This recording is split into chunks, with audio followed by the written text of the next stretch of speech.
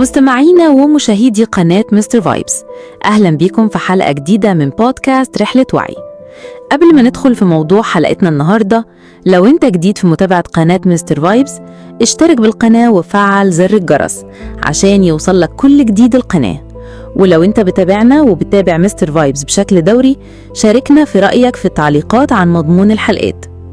النهاردة عندنا سؤال بيشغل دماغ كل الناس اللي اتجوزوا واللي لسه بيفكروا في الجواز: هل الحب لوحده كفاية عشان الجواز ينجح؟ معانا النهاردة دكتور هايدي خليل، استشاري نفسي وعلاق أسري. أهلا بيك يا دكتورة. أهلا يا صوفيا، مبسوطة إننا بنتكلم عن موضوع حساس كده، ويا رب نقدر نفيد ناس كتير بحدثنا النهاردة. خليني أبدأ بحكاية. محمود ومنى اتجوزوا عن قصة حب كبيرة قوي، كل الناس كانت شايفة إن هما الكابل المثالي. بعد سنة من الجواز مشاكل كتير ظهرت، خلافات صغيرة بتكبر، احتياجات مش متحققة، وزعل مستمر. وهنا السؤال: ازاي اتنين بيحبوا بعض قوي يوصلوا لحد الانفصال؟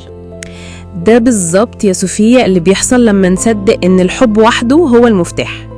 الحب مهم لكنه مش كفاية.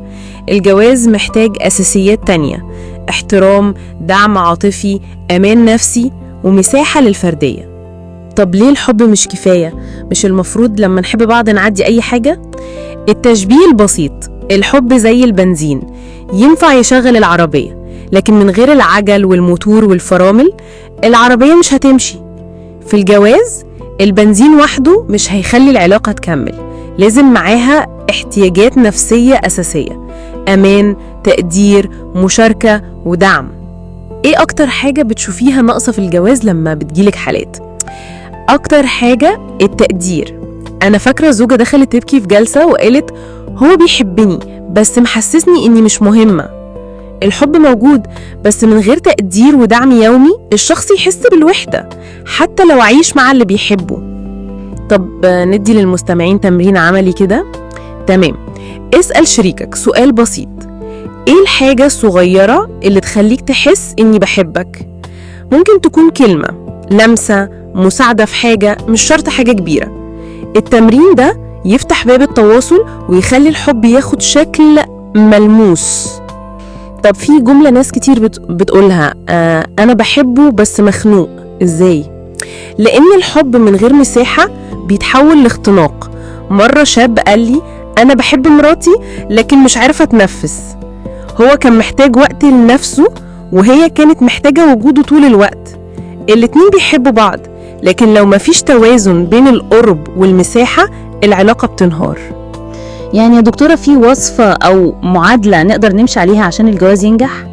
أيوة، حب زائد احترام، تواصل مفتوح، تقدير يومي حتى لو صغير، دعم وقت الأزمات، مساحة شخصية من غير ذنب. يا دكتورة في ناس بتحب بعض بجد، لكن أول ما تيجي أزمة مادية أو مشكلة في الشغل العلاقة بتتهز. ليه الحب مش قادر يحمي العلاقة من الأزمات دي؟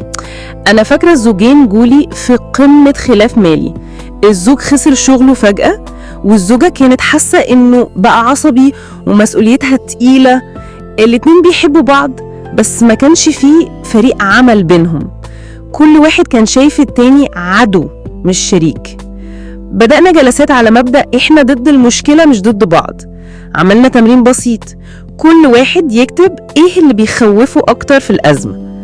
الزوج كتب: إني أفقد احترامك، والزوجة كتبت: إني أشيل الحمل لوحدي. ولما شاركوا مخاوفهم لأول مرة حسوا إنهم واقفين في نفس الصف. الحب كان موجود، بس لما اتضاف له تعاون ودعم عاطفي الأزمة عدت. طب ايه رأيك في اللي بيقولوا احنا بنحب بعض بجد لكن شخصياتنا مختلفة جدا ومش قادرين نعيش مع بعض؟ ده من اكتر المواقف اللي بشوفها. في زوجة قالت لي مرة: انا منظمة زيادة وهو عفوي لدرجة الفوضى. كانوا طول الوقت بيتخانقوا على التفاصيل. الحب موجود، لكن بدون تقبل الاختلاف بيفضلوا في دوامة صراع. اشتغلنا على تمرين اسمه منطقة الاتفاق والمنطقة الحرية. منطقة الاتفاق الحاجات اللي لازم نتفق عليها زي المصاريف أو تربية الأولاد، ومنطقة الحرية الحاجات اللي كل واحد حر فيها زي ترتيب دولابه أو خرباته. لما عملوا تمرين اكتشفوا إن الاختلاف مش لازم يهدم العلاقة، بالعكس الاختلاف ممكن يكمل العلاقة لو في مرونة. يعني نقدر نقول الحب بذرة، لكن من غير مية واهتمام هتنشف.